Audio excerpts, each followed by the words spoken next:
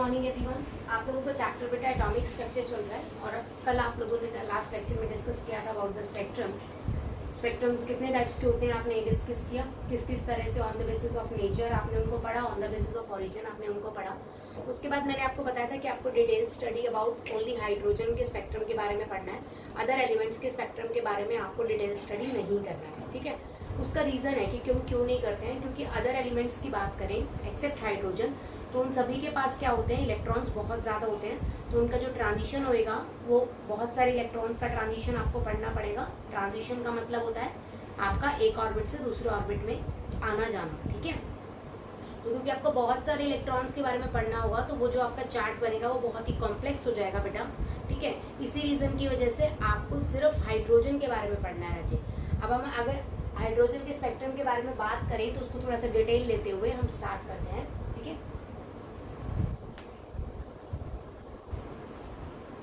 तो हम यहाँ पे बात कर रहे हैं बेटा हाइड्रोजन गैस की। हाइड्रोजन गैस के ऊपर आप कुछ भी अप्लाई कर सकते हो, या तो आप यहाँ पर इलेक्ट्रिक स्पार्क प्रोड्यूस करवा दीजिए, ठीक है, या फिर इसको क्या ले सकते हो एट लो प्रेशर ले लो, या फिर आप ले सकते हो एट हाई टेम्परेचर। आपको पता है इन सब चीजों से क्या होएगा बेटा, इलेक्ट्रॉन्स क्या हो जाएंगे, एक्साइट हो जाएंगे, और जब एक्साइट होने के बाद वापस वो अपनी स्टेट में आएंगे तो वो रेडिएशंस एमिट करेंगे, जस्ट लाइक दैट। कि मेरा इलेक्ट्रॉन N1 में था बेटा, मैंने इसको एनर्जी दी तो ये ऊपर चला गया, ठीक है। उसके बाद बच्चा ऊपर कितनी देर रुक सकता है, थोड़ी देर, दैट इज 10 की पावर -10 सेकेंड्स के लिए। तो वो वापस आएगा अपने स्टेट में। जब वो वापस आएगा तो उसने जितनी एनर्जी एब्जॉर्ब की थी उतनी ही क्या करेगा, वो रिलीज करेगा, ठीक है। तो जरा ध्यान से देखते हैं कि यहाँ पर मैंने हाइड्रोजन गैस को पास किया है किसमें से बेटा, रेडिएशन में से। हाइड्रोजन गैस से जो रेडिएशन एमिट हुई है उसको मैंने प्रिज्म में से पास किया, और प्रिज्म में से पास होने के बाद गैस क्या हो जाएगी, रेडिएशन क्या होगी, स्प्लिट हो जाएगी। तो वो इनटू 6 लाइंस में स्प्लिट हो गई। तो आपको एक तो याद रखना है कि हाइड्रोजन स्पेक्ट्रम एक्चुअलिटी में 6 लाइन स्पेक्ट्रम होता है। दिस इज इम्पॉर्टेंट कि हाइड्रोजन स्पेक्ट्रम आपका 6 लाइन स्पेक्ट्रम होता है, ठीक है बेटा। अब ये 6 लाइन स्पेक्ट्रम को आपने आगे फिर अंडर माइक्रोस्कोप देखा तो आपने देखा कि इन 6 लाइंस के अंदर भी बहुत सारी छोटी छोटी लाइंस थी, ठीक है। अब वो लाइंस कैसे थी उसको हम डिटेल स्टडी कर रहे हैं बेटा। यहाँ पर ये जो मैंने डायग्राम बनाया नीचे, दैट इज क्या है, ये 6 लाइंस का डायग्राम है। अगर इलेक्ट्रॉन 1 लेवल पे वापस आ रहा है तो वो 1 लेवल पे किससे, 8 से भी आ सकता है, 7 से भी, 6 से भी, 5 से भी, 4 से भी, 3 से भी, 2 से भी, 1 से भी, तो सभी लाइंस शो होंगी। इसी तरह से अगर उसको सेकेंड लेवल पे आना है तो 8, 7, 6, 5, 4, 3 तक आ सकता है बेटा। उसको अगर थर्ड लेवल तक पहुंचना है तो 8 से थर्ड, 7 से थर्ड, 6 से थर्ड, 5 से थर्ड, 4 से थर्ड, है ना। तो इस तरह से मैंने बनाई है। मैंने यहाँ पर मैक्सिमम 8 लेवल दिखाया है, क्यों, क्योंकि मैं यहाँ पर हाइड्रोजन स्पेक्ट्रम को स्टडी कर रही हूँ, और हाइड्रोजन स्पेक्ट्रम में टोटल 6 लाइंस है। लास्ट होती है हम्फ्री रीजन, और हम्फ्री रीजन के अंदर 8 से आपको दिखाना है, मतलब ट्रांजिशन तो दिखाओगे ना। तो वो ट्रांजिशन बेटा आप यहाँ पर 7 भी बना सकते थे, यहाँ पर 7 बना देते तो बेटा उसी खाने में तो ट्रांजिशन होएगा नहीं। आप 10 तक भी बना सकते हो, ऊपर 10 बना दो, 11, 12। क्यों, क्योंकि किसी भी एटम के पास कितने नंबर ऑफ शेल्स होते हैं, इनफाइनाइट। तो आप ये कितना भी बड़ा और कॉम्प्लेक्स बना सकते हैं। क्योंकि मुझे सिर्फ 6 सीरीज दिखानी थी, इसीलिए मैंने इन 6 सीरीज के लिए, मुझे पता है कि अप टू 8 में ये क्या हो जाएगा, कवर हो जाएगा, इसलिए मैंने सिर्फ 8 ही लेवल आपको दिखाए हैं। आपका मन कर रहा है आप 10 लेवल से स्टार्ट करना चाहते हैं, 2 लाइन और ऊपर लगा के इन्हीं को बना दीजिए, लाइंस बढ़ जाएंगी। ये लाइंस कितनी भी हो सकती है बेटा, इनकी ये गिनती मत कीजिएगा कि लाइमन के अंदर जो टोटल लाइंस आई हुई है वो 8 है, नहीं, ऐसा कुछ नहीं है, ठीक है। ये 9 भी हो सकती है, अगर मैं एक लेवल और बना दूं तो 9 से भी 1 पे आएगा ना। तो कितने भी शेल्स हो सकते हैं, ये बात मैं आपको पहले ही बता चुकी हूँ कि किसी भी एटम के पास इनफाइनाइट नंबर ऑफ शेल्स होते हैं, तो ये ऊपर से कहीं से भी इलेक्ट्रॉन फॉल कर सकता है। तो आप कितने भी शेल्स बना दीजिए, शेल्स के नंबर के बेसिस पे लाइंस क्या हो जाएंगी, घट जाएंगी या बढ़ जाएंगी। एक चीज फिक्स है कि लाइमन सीरीज में इलेक्ट्रॉन वापस कौन से शेल में आएगा, फर्स्ट में। बाल्मर सीरीज में कौन से पे आएगा, सेकंड पे। पास्चन में आएगा थर्ड पे, क्योंकि लेवल थर्ड है। ब्रैकेट में कौन से इलेक्ट्रॉन कहीं से भी आ सकता है, लेकिन आएगा कौन से लेवल पे, फोर्थ पे। पी फंड में कहीं से भी आ सकता है, लेकिन आएगा कहाँ पर, फिफ्थ पे। पीछे से कहीं से भी आएगा, लेकिन हम्फ्री में गिरेगा कहाँ, 6th लेवल पे। तो दिस इज इंपॉर्टेंट कि इनके जहां इलेक्ट्रॉन गिरने की पोजीशन है वो फिक्स है, तो सबके n1 की वैल्यू फिक्स होगी। कोई डाउट तो नहीं बेटा, क्योंकि इलेक्ट्रॉन n1 से कहाँ जा रहा है आपके n2 पे। n2 कुछ भी हो सकता है, कहीं पे भी चला जाता है, हो सकता है आपने एनर्जी ज्यादा दी हो। देखो इट कैन हैपन, जैसे ये है आपके, मैं कुछ ऑर्बिट्स दिखा रही हूँ यहाँ पर। ऐसा हो सकता है कि आपने इलेक्ट्रॉन को एनर्जी दी बेटा और उसका मूड कर गया। मूड कर गया क्या मतलब, उसको एनर्जी इतनी मिल गई कि वो 1 की बजाय सीधे 4 पे चला गया। ऐसा हो सकता है। कम एनर्जी दोगे तो 1 से कितने पे जाएगा, 2 पे। मॉडरेट दे दी तो 1 से कितने पे जाएगा, 3 पे। लेकिन जब ये इलेक्ट्रॉन वापस आएगा तो कौन से पे आएगा, 1 पे। इसका मतलब वापस आने की पोजीशन क्या है, फिक्स है, ऊपर वाली पोजीशन फिक्स नहीं है। तो लाइमन सीरीज के लिए मैं बात करूं, n1 की वैल्यू हमेशा ही क्या रहेगी बेटा, 1।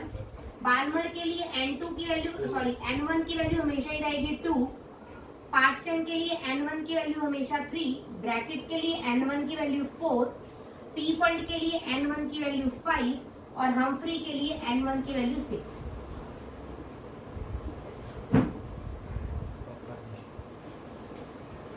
ये चीज आपको क्लियर होगी, ठीक है। तो ये चीज बेटा आपको याद रखनी है इसके अंदर कि n1 की वैल्यू हर सीरीज के लिए फिक्स होती है, सिर्फ बदलेगी क्या, सेकंड वैल्यू। क्या बदलेगी, सेकंड वैल्यू बदलेगी। अब बेटा आपसे मैं पूछूं कि third line of Balmer series के लिए n2 की वैल्यू बताइए। देखिए ध्यान से समझिए, मैंने बोला है third line of Balmer series. बच्चा गड़बड़ क्या करेगा, इधर से गिनेगा, इधर से नहीं गिनना है, इधर से गिनना है। तो फर्स्ट लाइन ये आ गई, सेकंड लाइन ये आ गई, थर्ड लाइन है बेटा ये। थर्ड लाइन कौन से लेवल पे नजर आ रही है, 5th पे। तो n2 की वैल्यू क्या हो जाएगी, 5th हो जाएगी। तो ये बात आपको याद रखनी है, दिस इज इंपॉर्टेंट कि आपको लाइंस उस तरफ से गिननी शुरू करनी है। Second line of Paschen, second line of Paschen, ये फर्स्ट है बेटा, ये सेकंड है, तो वैल्यू क्या है, 5th। ठीक है। अगर मैं कहूँ फोर्थ लाइन, अब और भी देखो, एक चीज और देखो, मैं कहूँ कि फोर्थ लाइन ऑफ हम्फ्री, ध्यान देखिए, फोर्थ लाइन ऑफ हम्फ्री, तो ये तो फर्स्ट है बेटा, ये सेकंड है, इसके बाद इससे ऊपर एक और आएगी थर्ड और उससे ऊपर एक और आएगी थर्ड, तो ये लेवल होएगा 9 और ये लेवल होएगा 10। तो fourth value for Humphry n2 की क्या हो जाएगी बेटा, 10 हो जाएगी। बात समझ आई। तो ये चीज आपको अपने आप से रिमाइंड रखनी है कि किस तरह से इसको चलाना है। कोई डाउट तो नहीं बेटा, समझ आ गया अच्छे से, ठीक है। अब थोड़ा सा इसका मैथमेटिकल ट्रीटमेंट देखते हैं कि ये हमने जो पढ़ा है इसमें कुछ फॉर्मूले भी तो निकलेंगे। तो आओ फॉर्मूले को पढ़ते हैं। बहुत आसान है, फॉर्मूले रटने नहीं है, समझना है सिर्फ। बेटा मैंने बोला इलेक्ट्रॉन n1 पे, अब किस पे चला गया, कूद के n2 पे। कैसे चला गया, आपने एनर्जी दी। अब बच्चा वहां बैठा थोड़ी ना रहेगा, वहां वैसे ही एनर्जी इतनी ज्यादा है, बेचारा क्या करेगा, वापस अपनी पोजीशन पे आ जाएगा। जब वो वापस अपनी पोजीशन पे आएगा तो एनर्जी क्या करेगा, रिलीज करेगा। उसी रिलीज एनर्जी की बात करनी है हमें, कितनी आई कितनी नहीं, ठीक है। तो मैंने फर्स्ट लेवल पे बोला एनर्जी कितनी है, ये आप पढ़ चुके हैं पिछले लेक्चर्स में, कितनी होती है, -13.6 z² बाय n1 का स्क्वायर। इज दैट क्लियर बेटा। और अगर मैं कहूँ n2 पे कितनी होगी मेरी एनर्जी, तो -13.6 z² बाय में n2²। क्लियर बेटा, ठीक है।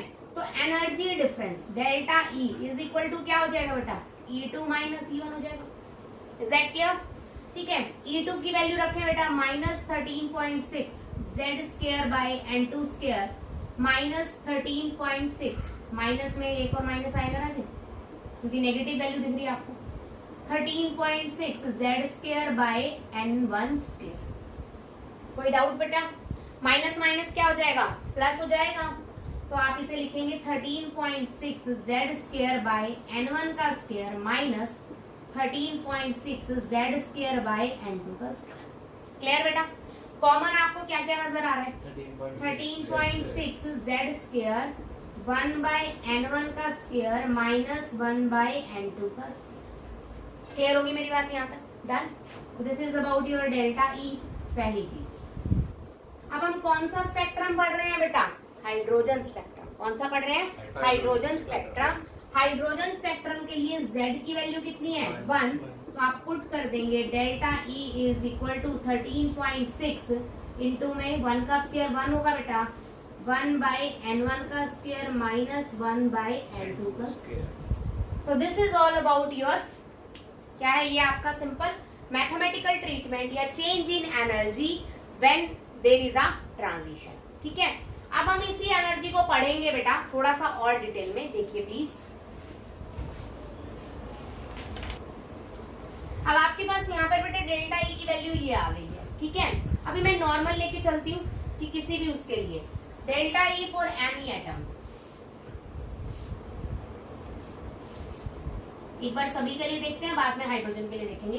किसी भी एटम के लिए Z को Z ही रखोगे बेटा, तो आपके पास डेल्टा E की वैल्यू आ गई 13.6 Z स्क्वायर 1/n1 का स्क्वायर माइनस 1/n2 का स्क्वायर। ठीक है, अब ध्यान से देखिए, E इज इक्वल टू या delta E is equal to क्या होता है, h म्यू होता है बेटा। डन, ठीक है, और इसको आप लिख सकते हैं hc/लैम्डा। तो आप लिख दीजिए डेल्टा ई की जगह ये वैल्यू यहाँ पुट कर दीजिए बेटा, hc/लैम्डा is equal to 13.6 Z square 1/n1 स्क्वायर माइनस 1/n2 का स्क्वायर। कोई डाउट यहाँ तक? ठीक है, यहाँ पर जो कांस्टेंट है इधर ले जाइए, 1/लैम्डा is equal to 13.6 Z square by में hc 1/n1 का स्क्वायर माइनस 1/n2 का स्क्वायर। क्लियर बेटा? 1/लैम्डा वेव नंबर के इक्वल होता है, तो wave number is equal to 13.6 Z square upon में hc 1/n1 का स्क्वायर माइनस 1/n2 का स्क्वायर। क्लियर होगी बात बेटा? कोई डाउट तो नहीं है यहाँ तक? यहाँ पे आपके पास वैल्यू आई बेटा किसकी, वेव नंबर की, दैट इज कितनी आई 13.6 Z square bye hc 1/n1 स्क्वायर माइनस 1/n2 स्क्वायर। तो इस पे थोड़ा सा और फोकस करते हैं, जरा ध्यान दीजिए। जो मैंने वेव नंबर लिखा है इज इक्वल टू कितना आया है 13.6 Z स्क्वायर अपॉन में hc। ठीक है, 1/n1 का स्क्वायर माइनस 1/n2 का स्क्वायर। अब बेटा ये जो वैल्यू है इसको उसने रिप्रेजेंट कर दिया रेडबर्ग कांस्टेंट से, दैट इज RH। H हमेशा हाइड्रोजन के लिए लगाएंगे, R इंटू में Z स्क्वायर 1/n1 का स्क्वायर माइनस 1/n2 का स्क्वायर। तो R की वैल्यू आपको आसानी से नजर आ रही है 13.6 बाय में HC को आपने R से रिप्रेजेंट किया है, और R यहाँ पे क्या है बेटा,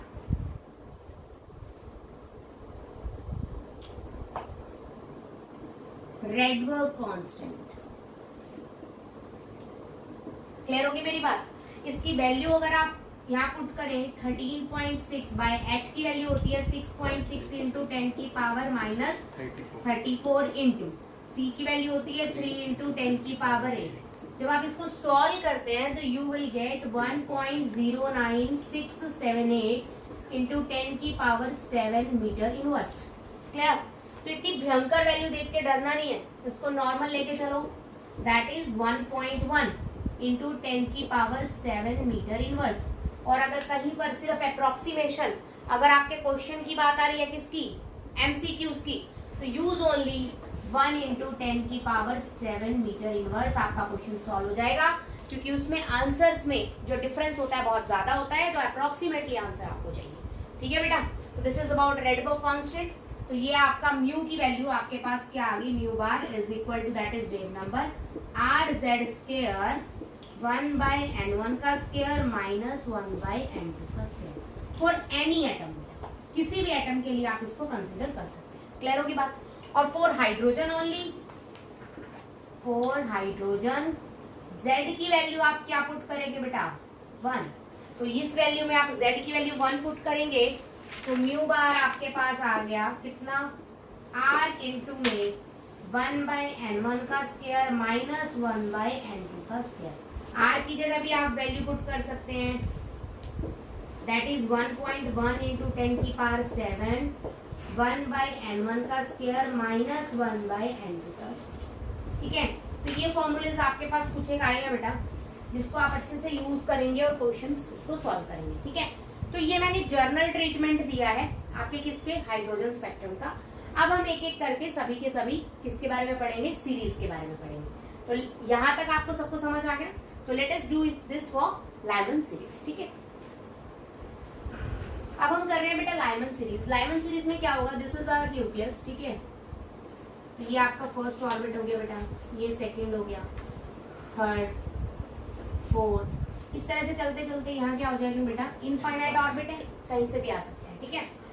तो सिंपल है बेटा, सेकंड से जब इलेक्ट्रॉन फर्स्ट पे आया, इसी तरह से थोड़ा सा अच्छे से बना लेते हैं, ठीक है। इसी तरह से नेक्स्ट यहाँ से आ गया, इसी तरह से बेटा यहाँ से भी आ जाएगा, ठीक है, और इसी तरह से इनफाइनाइट से भी आ जाएगा। क्लियर है मेरी बात, ठीक है। तो आपको यहाँ देखना है, जरा ध्यान दीजिए प्लीज। दिस लाइन यहाँ पर N1 की तो वैल्यू फिक्स है बेटा, N1 की वैल्यू फिक्स है कितनी, 1। लाइमन में हमेशा इलेक्ट्रॉन कौन से शेल पे आएगा, जाके फर्स्ट पे। तो N1 की वैल्यू फिक्स है कि क्या रहेगी, 1 रहेगी। अब यहाँ पे लिख देती हूँ मैं, N1 इज इक्वल टू 1, ये तो फिक्स्ड है।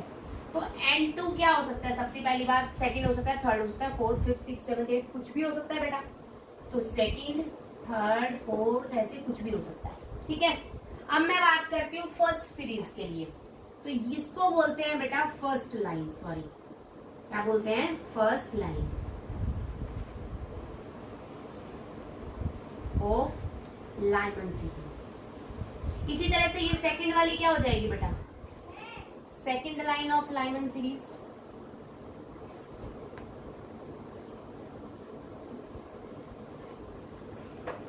ये आपकी क्या हो जाएगी बेटा, last line of Lyman series.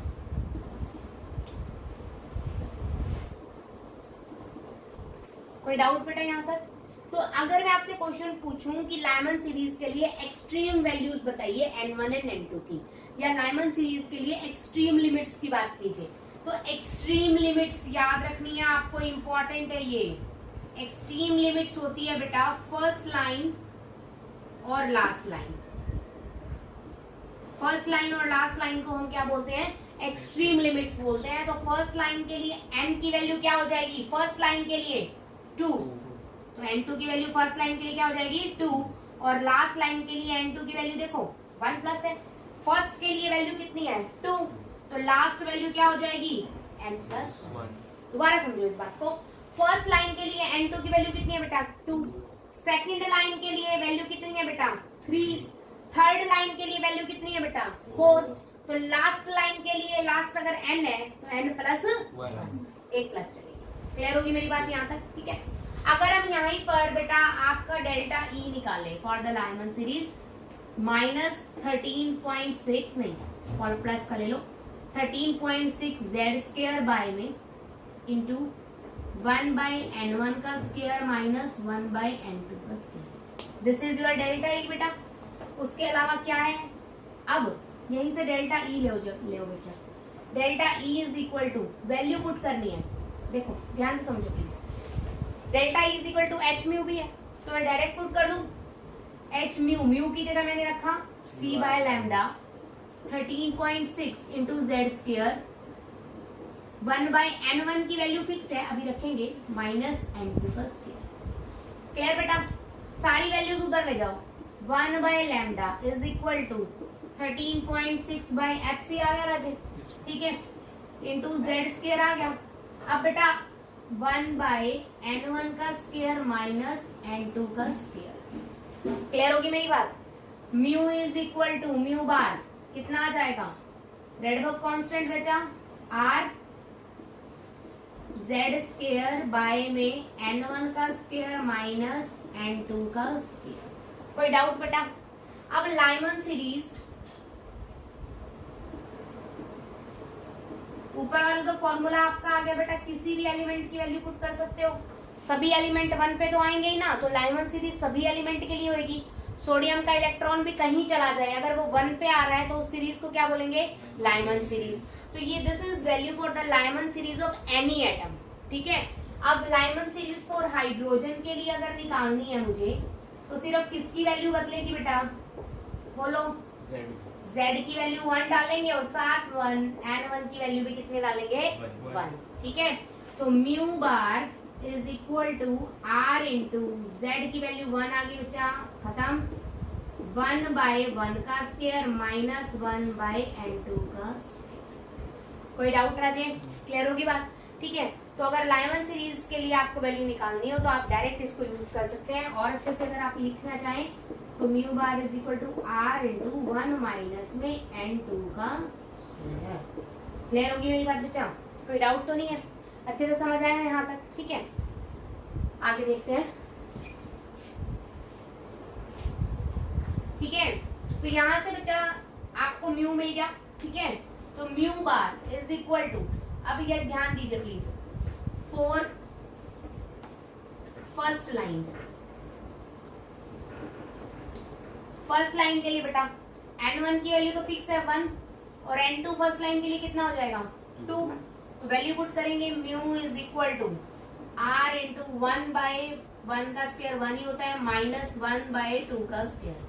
ठीक है, तो mu is equal to r into 1 minus 1 by 4 बेटा जी।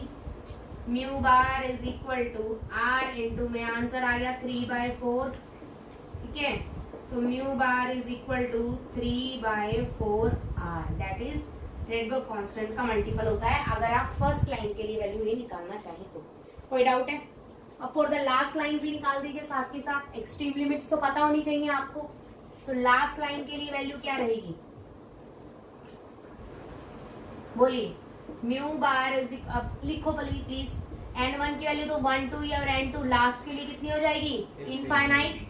ठीक है, तो mu bar is equal to r into 1 by 1 का स्क्वायर तो 1 होता है 1 बाय इंफिनिटी का square, r into 1 minus 1 by infinity कितना हो जाएगा बेटा 0।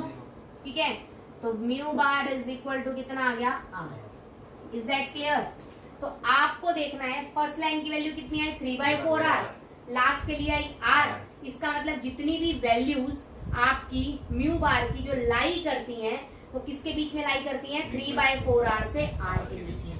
तो रेंज क्या होगी? अगर मैं आपसे रेंज पूछूं तो range of Lyman series for hydrogen only कितनी आ जाएगी बेटा 3 बाय 4 r से z क्लियर? ठीक है, अच्छे से समझ आया? तो ये आपने आज हमने डिस्कस किया है व्हाट आपका लाइमन सीरीज। क्या वैल्यू डिस्कस की है? Lyman series. ठीक है, और मैंने निकाली क्या है यहाँ पर? ठीक है,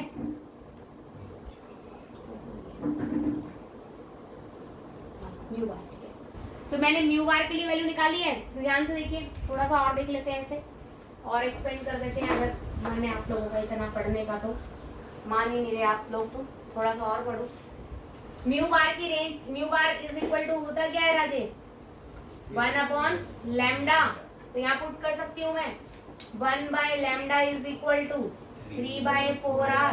तो लैम्डा इज इक्वल टू क्या हो जाएगा 4 बाय 3। ठीक है, इसी तरह से क्योंकि म्यू बार 1 बाय लैम्डा के इक्वल होता है तो 1 by lambda is equal to कितना है r। तो लैम्डा इज इक्वल टू कितना हो जाएगा 1 बाय। Is that clear? तो अगर मैं वेवलेंथ की रेंज निकालना चाहूँ तो ज्यादा से ज्यादा कितनी हो जाएगी 4 बाय 3 r से कहाँ पर जाएगी बेटा 1 बाय r। ठीक है, क्लियर? उल्टा लिख दिया नालायकों। 1 बाय r वैल्यू कम है, 4 बाय 3 r वैल्यू ज्यादा है। ठीक है, कोई डाउट तो नहीं है? समझ आ गया अच्छे से? एनर्जी की वैल्यू बताओ, एनर्जी की वैल्यू और बता दो मुझे। Range, range for the energy for Lyman series. देखिए delta E is equal to, formula क्या है 13.6 z स्क्वायर बाय में, साथ में लेते हैं इसके 1 बाय n1 का स्क्वायर माइनस 1 बाय n2 का स्क्वायर। बेटा यही आया ना? तो first level of hydrogen, first level of hydrogen पे वैल्यू कितनी होती है माइनस के 13.6 होती है। सेकंड लेवल पे वैल्यू कितनी होती है 10.2। तो फर्स्ट के लिए वैल्यू निकाल दोगे डेल्टा ई। अगर मैं निकालू फॉर द फर्स्ट लाइन, याद रखिए फॉर द फर्स्ट लाइन में इलेक्ट्रॉन सेकंड से फर्स्ट पे जाएगा, सिर्फ जाएगा ना बेटा।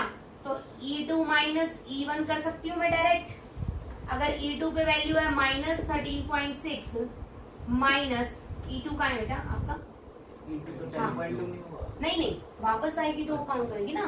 तो -13.6 माइनस माइनस प्लस का 10.2 तो कितना आ जाएगा 10 माइनस का 3.4।